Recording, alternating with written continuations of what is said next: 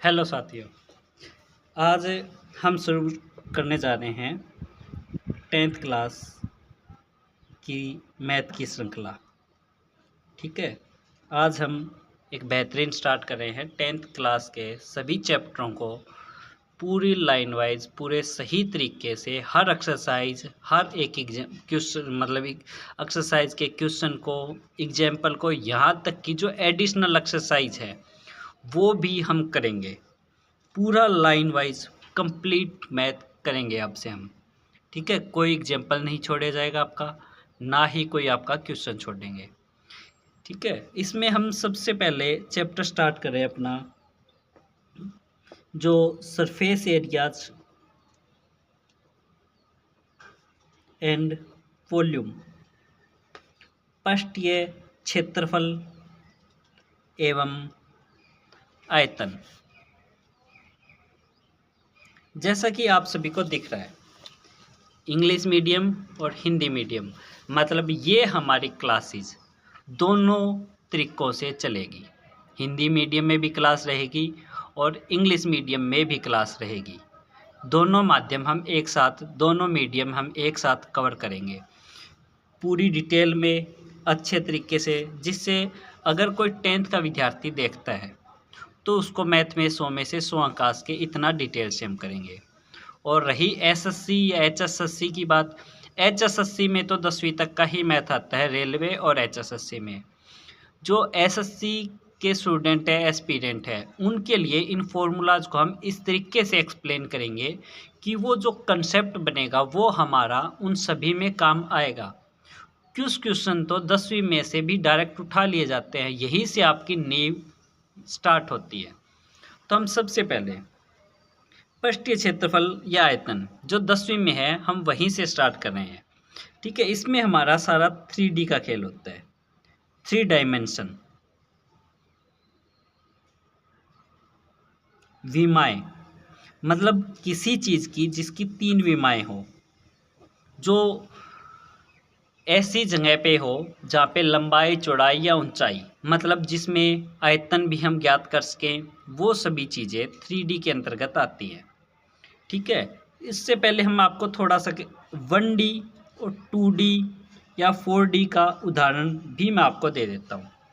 1D जिसके अंदर सिर्फ एक तरह की डायमेंशन होगी, ये धरती पे एग्जिस्ट वैसे तो नहीं है, लेकिन हम कुछ अजम्पशन लें, कुछ सवालों में हम कर सकते हैं। जैसे मान लो एक सर्कस दिखाने वाला एक कलाकार कर्तव्यवान यहाँ पे एक रस्सी के ऊपर खड़ा है, ऐसे एक डंडी पकड़ के, तो वो सिर्फ या तो आगे जा सकता है या पीछे। तो उसके लिए सिर्फ एक ही डायरेक्शन बनी है, वो साइड में नहीं जा सकता, साइड में जाएगा तो गिर जाएगा। ये है 1D की डायमेंशन। 2D जैसे अपना ये मोबाइल की स्क्रीन है, इसके अंदर जो आप नोकिया में सांप वाला गेम खेलते थे ऐसे ऐसे, ठीक है, वो या तो वो आगे बढ़ सकता है या पीछे, एक डायमेंशन, या फिर लेफ़्ट या राइट, ये होगी 2D डायमेंशन। 3D के अंदर हम सभी मनुष्य आते हैं, मतलब हमारे पास लंबाई चौड़ाई के साथ, मतलब आगे पीछे, अप लेफ़्ट राइट के साथ अप डाउन भी पॉसिबल है। ठीक है, जैसे इसमें आप 2D में एक आवाज़ आती है आपको, ओ भाई इधर देख, तो ये व्यक्ति, इसके अंदर जो व्यक्ति है जो ऊपर देखने की क्षमता नहीं रखता, वो क्या करेगा, वो सिर्फ आगे या पीछे दे सकता है, उसे डर जाएगा। जैसे अपने 3D में, 3D के अंदर क्या होगा, 3D के अंदर क्या होगा कि इसके अंदर हमें एक आवाज़ सुनाई देती है, भाई मैं 2050 से बोल रहा हूँ, मैं सन 3025 से बोल रहा हूँ, तो हम चौंकेंगे, अरे भाई आवाज़ कहाँ से आ रही है। तो मतलब 4th डायमेंशन अपना आयाम, चौथा आयाम क्या हो गया, टाइम। तो इस प्रकार हम 3D की चीज़ों पे बात कर रहे हैं। तो ये होती है हमें अपनी डायमेंशन।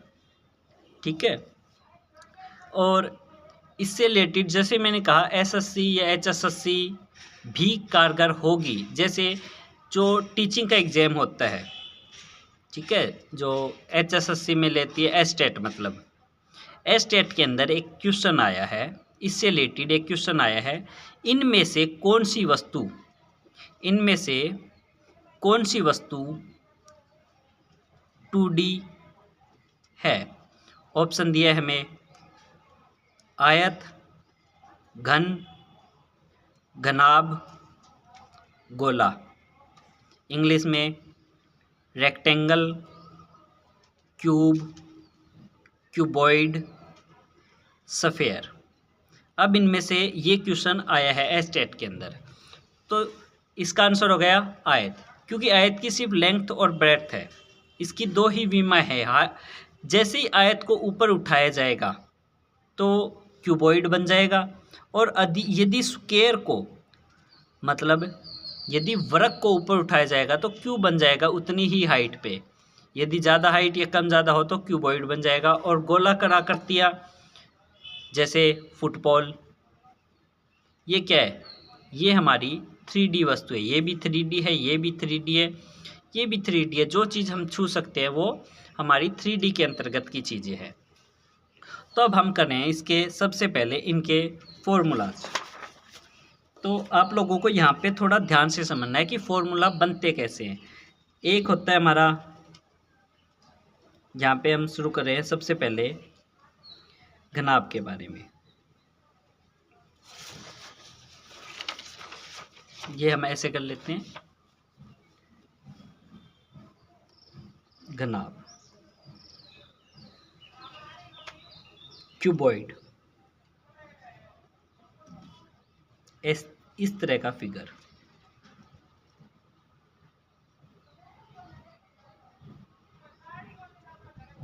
उसके बाद आता है घन, क्यूब, ठीक है। उसके बाद आएगा हमारा क्यूब, जिसकी लेंथ, ब्रेड्थ और हाइट तीनों इक्वल होगी, तो वो एक स्पेशल केस हो जाएगा, वो हमारा स्पेशल केस हो जाएगा।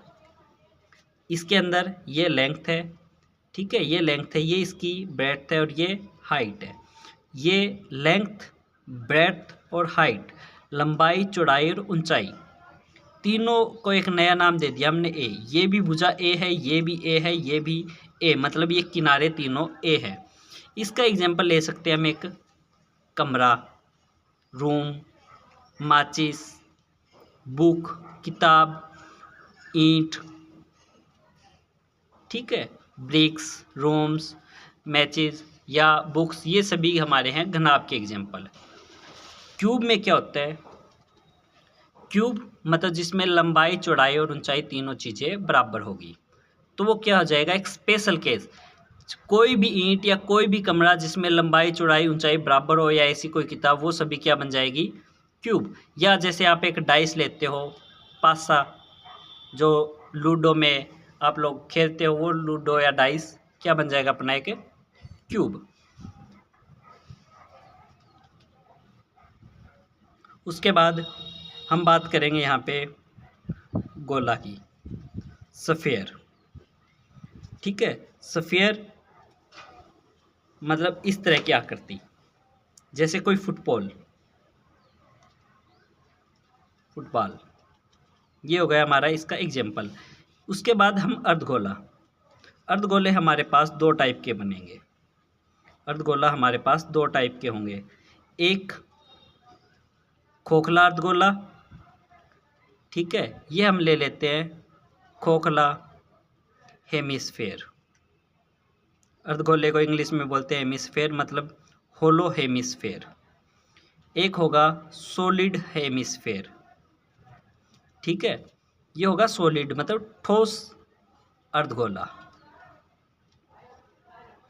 उसके बाद हम बात करेंगे बेलन की।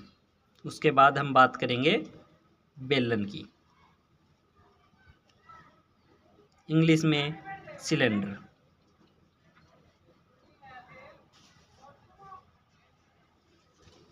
उसके बाद हमारा अगला चित्र होगा शंकु, कोण। उसके बाद शंकु का छिन्नक। यदि हम इसको यहाँ से काट देंगे तो नीचे वाला भाग तो शंकु बन जाएगा, लेकिन ऊपर वाला भाग फ्रस्टम ऑफ ए कोण, ऊपर वाला भाग बन जाएगा फ्रस्टम ऑफ कोण, शंकु का छिन्नक।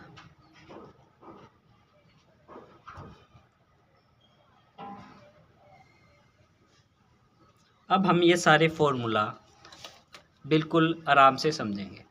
इसके अंदर एक होता है पार्श्वपृष्ठीय क्षेत्रफल, लेटरल सरफेस एरिया, पार्श्वपृष्ठीय क्षेत्रफल सभी में लेटरल सरफेस एरिया। उसके बाद टोटल सरफेस एरिया, संपूर्ण पृष्ठीय क्षेत्रफल, और एक चीज होती है आयतन। अब देखो, जो हम यहाँ पे हम समझेंगे इन सभी को। ये हमारा घनाभ है। घनाभ को एक समझो आप ऐसे कमरा, ठीक है, ये एक हमारे पास कमरा है। अब देखो कमरे में हम टोटल संपूर्ण, मैं आपको संपूर्ण पृष्ठीय क्षेत्रफल टोटल सरफेस एरिया बता रहा हूँ। जो कमरा है, कमरा किसी तो आयत के ऊपर टिका है जिसको हम बोलते हैं फर्श। फर्श का क्षेत्रफल क्या होगा? ये आयत बन गई, ये लंबाई है और ये इसकी चौड़ाई है, तो ये हो गया लंबाई गुना चौड़ाई। ऐसे ही सेम फर्श है, छत क्या होगी? छत का भी तो सेम ही होगा, छत भी तो ऊपर ही है, तो 2 LB। अब आ जाओ साइड वाली दीवार। जो साइड वाली दीवारें हैं, ये जो फर्श था इसके ऊपर ये जो दीवार बनी है, ये वाली इसके ऊपर दीवार बनी है, यहाँ पे भी दीवार बनी हुई है। तो अब इन दोनों दीवारों का क्या होगा? अब ये बेस के ऊपर है, मतलब ये लेंथ थी हमारी लंबाई, ये थी हमारी चौड़ाई, ये B है और ये H है, तो ये आयत ही बन गई। इसका क्षेत्रफल क्या हो गया? इस B गुना H। इसका भी क्या हो गया? B गुना H। तो क्या हो गया? 2BH। और इस वाली दीवार का, यहाँ पे भी तो कोई दीवार है, क्योंकि दीवार तो चारों तरफ है, तो इन दीवारों का क्या हो गया? ये लंबाई है और ये इसकी हाइट कमरे की, तो ये क्या हो गया? HL। इधर भी सेम है, तो पूरा संपूर्ण पृष्ठीय क्षेत्रफल क्या बना है? पूरा संपूर्ण क्षेत्रफल बन गया 2। तो हमारा आ गया कॉमन LB BH और HL, LB plus BH plus HL। पार्श्वपृष्ठीय क्षेत्रफल क्या होगा? पार्श्वपृष्ठीय का मतलब है साथ लगता हुआ क्षेत्रफल, जिसके अंदर फर्श और छत इंक्लूड नहीं है। कमरे के अंदर अगर फर्श और छत नहीं हो तो क्या है? ये वाला हट गया LB वाला, तो क्या बचा? सिर्फ 2BH और 2HL, 2BH प्लस HL। लेकिन S तो दोनों में कॉमन आ रहा है, तो यहाँ से L बच गया और यहाँ पे B आगे पीछे मैंने लिख लिया, और ये हो गया। ये फॉर्मूला भी हमारा ठीक है और ये भी ठीक है, हम दोनों का यूज कर सकते हैं।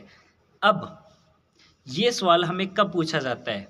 जैसे ही हम कोई कंपटीशन एग्जाम दे रहे हैं, या फिर 10वीं के सवालों में भी, या बल्कि पुराने जो मैथ होते थे उसमें तो छठी क्लास के मैथ में भी पूछा जाता था कि यदि हम किसी कमरे पे सफ़ेदी करा रहे हैं तो उसमें छत इंक्लूड नहीं है, सॉरी फर्श इंक्लूड नहीं है, तो क्षेत्रफल क्या होगा? तब हम ये पार्श्वपृष्ठीय क्षेत्रफल लेंगे। अगर हम सफ़ेदी करा रहे हैं तो नीचे तो धरती पे तो कराने से रहे, तो हम क्या करेंगे? चारों दीवारों का जोड़ेंगे और ऊपर वाली छत का, मतलब 1 LB। तो हमारे फॉर्मूला को हमने डिटेल से समझ लिया, तो उसका फ़ायदा क्या होगा कि हमें वो क्वेश्चन को कैसे भी घुमा दे। ये हमारा SSC HSSC रेलवे या CGL CHSL का भी कंसेप्ट है कि हमें एक क्वेश्चन दिया है कि एक बंदे को सफ़ेदी करवानी है तो उसका क्षेत्रफल क्या होगा? सफ़ेदी या रंग करवाना है तो क्षेत्रफल क्या होगा? तब हम उसमें स्पेशली मेंशन कर दिया उसने कि फर्श को छोड़कर। अब नहीं कहेगा तब भी हम कॉमन सेंस लेंगे कि फर्श के ऊपर तो सफ़ेदी या रंग करवाने से रहा, तो अब हम पूरे का संपूर्ण पृष्ठीय क्षेत्रफल निकालेंगे, 2 LB BH और HL, माइनस कर देंगे ये 1 LB वाला पार्ट, या फिर चारों दीवारों का जो हमने निकाला 2 L प्लस B और H, अभी तक हमने बताया, प्लस में क्या कर देंगे? छत का क्षेत्रफल। तो ये फॉर्मूला भी बन रहा है, ये भी। या फिर जैसे ही वो कहता है कि एक हमें बॉक्स बनाना है जूता रखने के लिए, एक बॉक्स बनाना है जूता रखने के लिए जो ऊपर से खुला है, तो अब ऊपर से खुला है तो साइड में तो उसके दीवार टाइप बने हैं और नीचे उसके कुछ रखने के लिए भी है, तो उसमें क्या हो जाएगा? छत वाला माइनस, और छत वाला क्या है?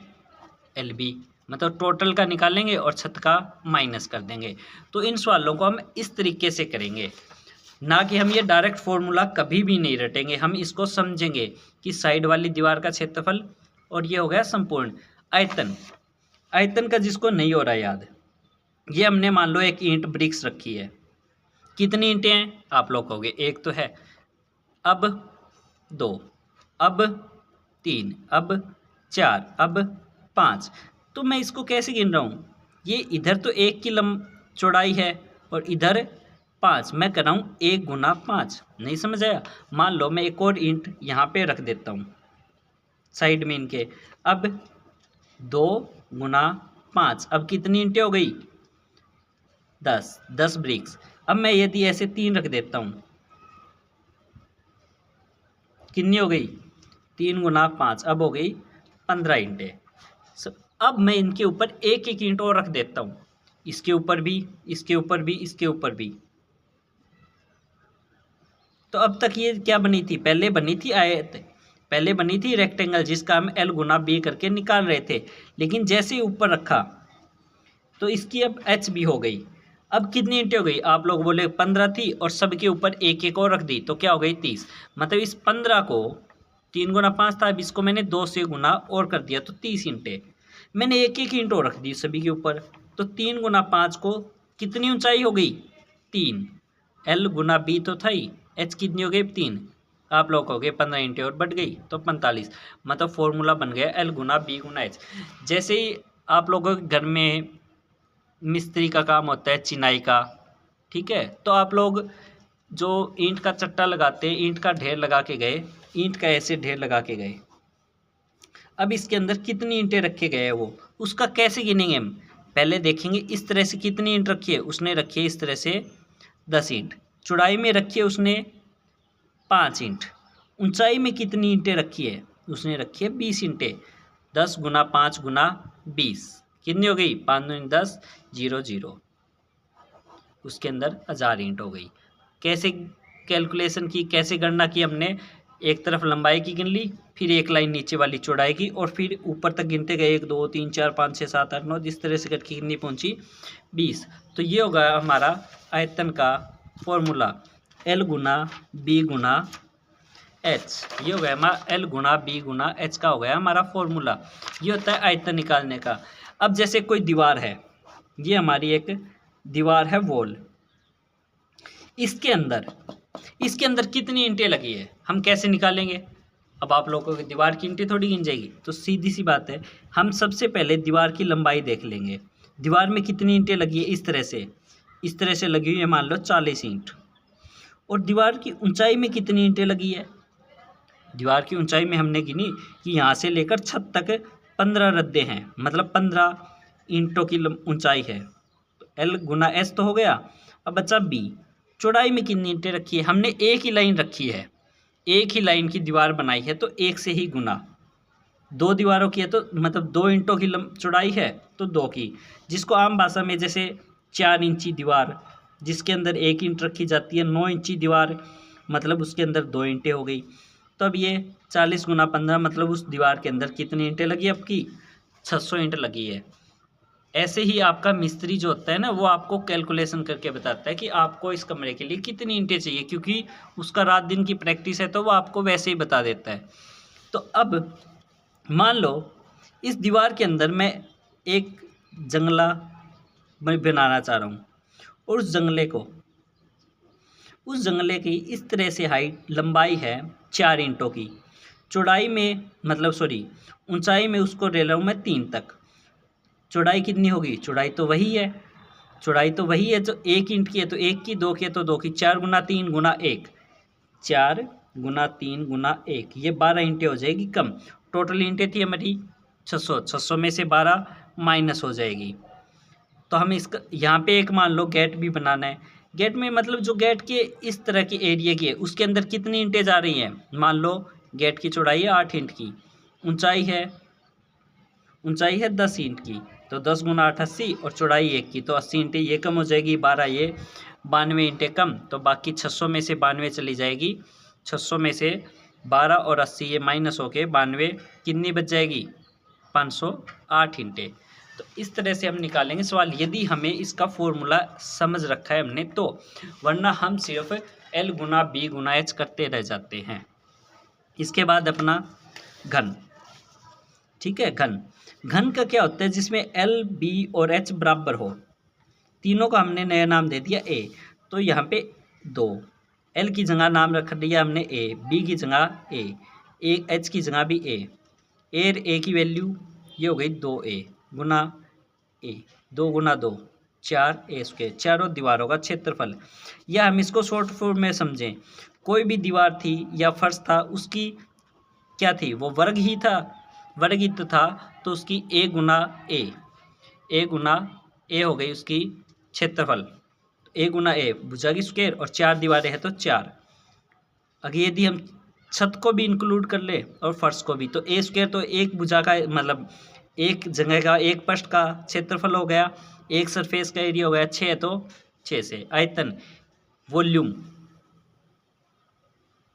A Guna A multiply A क्या हो गया A की क्यूब।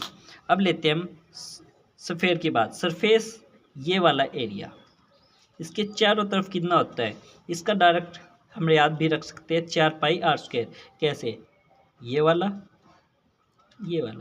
एक इधर से दिखाई देगा, एक उस साइड से, एक इस साइड से, एक ऊपर से, एक नीचे से। तो इसका हम, ये आपके 10वीं के मैथ में भी इसे समझाया हुआ है, आप लोग समझोगे तो।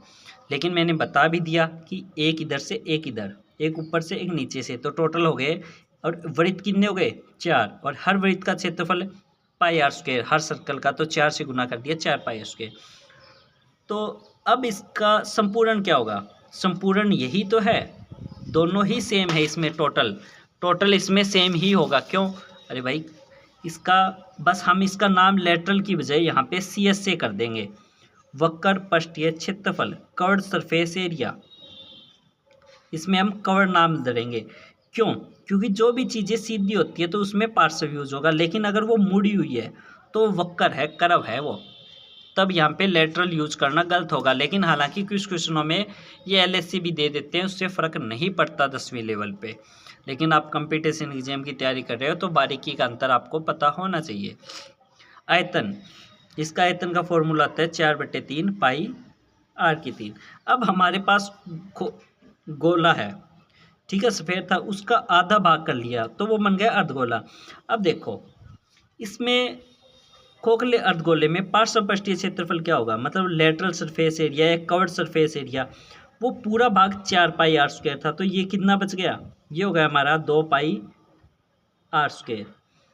ठीक है, ये हो गया हमारा 2πr²। यहाँ पे पार्श्व पृष्ठीय क्षेत्रफल वो होता है, या पृष्ठ का सरफेस एरिया, मतलब जो हम छू के देख सकते हैं। इसके चारों भागों को, चारों तरफ से 1 2 3 4 5 6 के 6 पृष्ठों को, 6 की 6 सरफेस को छू के देख सकते थे, तो हम 6 से वो कर रहे थे।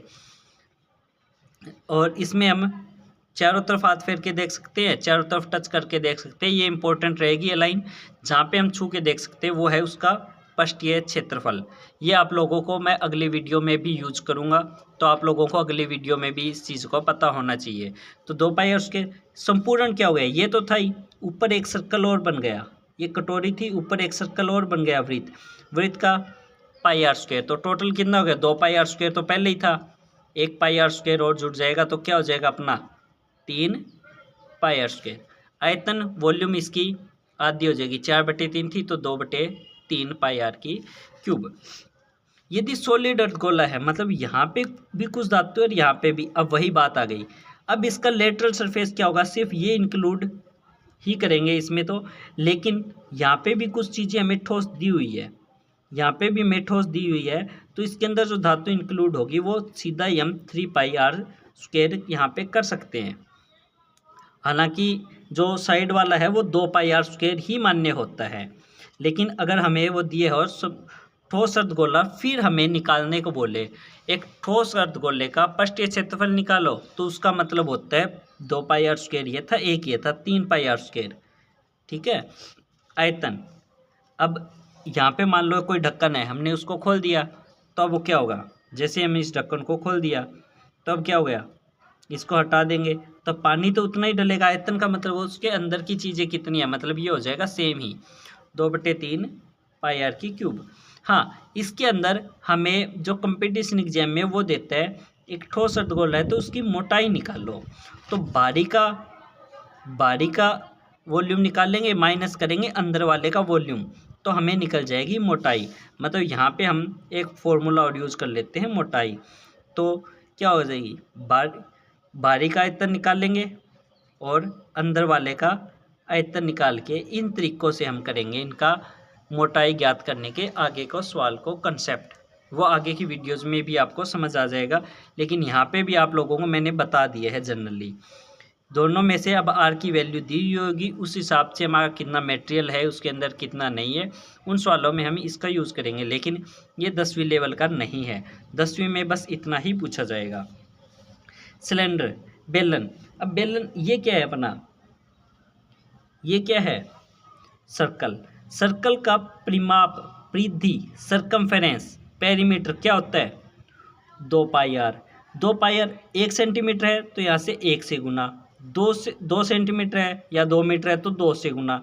लेकिन ये हमें कितनी दी हुई है, एच, तो एच से गुना। तो ये बन गया हमारा फॉर्मूला 2 पाई आर एच। मतलब हम लेंगे इस आधार का परिमाप और उसके बाद उसकी ऊंचाई, आधार का परिमाप उसके बाद ऊंचाई। ये बात हम यहाँ पे भी लागू कर सकते थे। आधार का परिमाप सर्कमफेरेंस कितनी है, 2 पाई आर, इसकी एच क्या होगी, आर। 2 पाई आर को हम किससे गुना करें, आर से, तो 2 पाई आर स्क्वायर ही तो हो गया, ये 2 पाई आर एच। अगर यदि हम इसमें भी निकालना है तो हम यही बात है हम समझा देंगे आपको। अब इसमें संपूर्ण पृष्ठीय क्षेत्रफल क्या होगा, 2 पाई आर एच तो यही हो गया।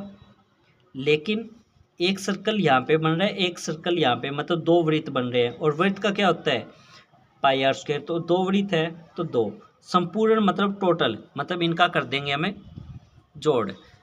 एक सर्कल यहाँ पे बना, एक ऊपर बना, तो ये तो बीच वाला तो कवर्ड 2 पाई आर एस था, लेकिन ये वाला पाई आर स्क्वायर और एक पाई आर स्क्वायर वाला ये हो गया, तो टोटल 2 पाई आर एस तो ये हो गया, ये पाई आर स्क्वायर और ये वाला पाई आर स्क्वायर, तो 2 पाई आर स्क्वायर और 2 पाई आर स्थाई। आयतन, आयतन का देखो, ये हमारा, इसका हम निकालेंगे क्षेत्रफल कितना है, पाई आर स्क्वायर। वृत्त का, सर्कल का पाई आर स्क्वायर। हाइट कितनी है, एच, तो ये बन गया हमारा फॉर्मूला। पाई आर स्क्वायर को हमने गुना कर दिया एच से। मतलब आधार का सीधा शॉर्टकट फॉर्मूला इनका, आधार का क्षेत्रफल मतलब बेस एरिया गुना में हाइट कर देंगे, तब तो हो जाएगी हमारी वॉल्यूम। इसमें भी, इसमें भी, इसमें भी हम ये चीज़ें कर सकते हैं, इसमें भी कर सकते हैं, इसमें भी। जैसे बेस का एरिया क्या है, एल गुना बी, मतलब बेस तो आयत ही है, एक रेक्टेंगल, ये हाइट कितनी है एच, तो एल गुना बी, और क्या कर दिया, बेस एरिया से हाइट को गुना, बेस एरिया को हाइट से गुना, हमने यही फॉर्मूला बनाया। अब हमने बना दिया कोण। कोण मतलब ये एक था अपने पास बेलन, इसमें से मैंने 3 भाग काट लिए, एक ये वाला एक ये, तो ये वाला भाग क्या हो गया, कोण। तो अब इसका जो वॉल्यूम क्या हो गया, 1/3 पाई आर स्क्वायर एच, ये था। तो इसमें से 30 हिस्सा है। अब आते हैं इसके पार्श्व क्षेत्रफल की बात। तो यहाँ पे ये हो गया इसका कर्व्ड सरफेस एरिया, ये होती है हमारी तिर्यक ऊंचाई, लेटरल स्लैंट हाइट, तिर्यक ऊंचाई। एल का मान कैसे निकालेंगे, ये हमारा देखें तो एक तरह से हमारा डायगोनल हो जाता है विकर्ण त्रिभुज में, हाइपोटेनस विकर्ण। तो ये आर स्क्वायर और ये एच स्क्वायर, तो इसका मान एच स्क्वायर जमा आर स्क्वायर का रूट।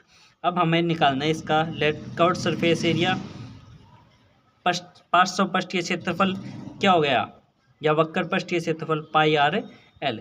संपूर्ण कितना हो जाएगा, पाई आर एल तो था ही, लेकिन ये कितना है, एक वृत्त ऊपर भी तो है, हमने पार्श्व तो ये साइड वाला निकाला, तो ऊपर वाला भी तो हिस्सा बच गया, ऊपर वाले हिस्से का क्या हो जाएगा, पाई आर स्क्वायर।